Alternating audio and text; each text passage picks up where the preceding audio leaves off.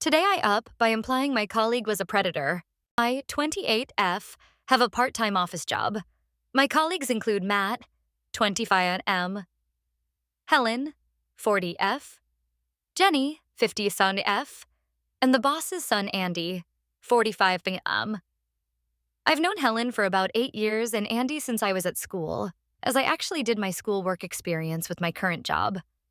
Last week, we had a work event that our boss gave us, me, Andy, Matt, and Helen, a lift to. While we were in the car, the topic of a couple we all know came up. This couple are due to get married very soon. The couple have a relatively big age gap. She is 46 and he is 34. Our boss said something along the lines of, "It's quite a big age gap, isn't it?" I then said, "I don't think anyone would think much of it if the genders were the other way around.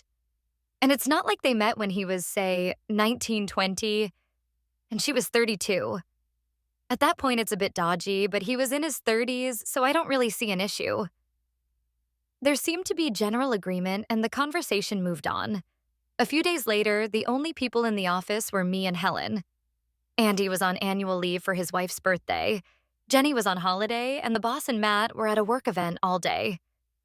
I'd forgotten why Andy was actually off, so asked Helen.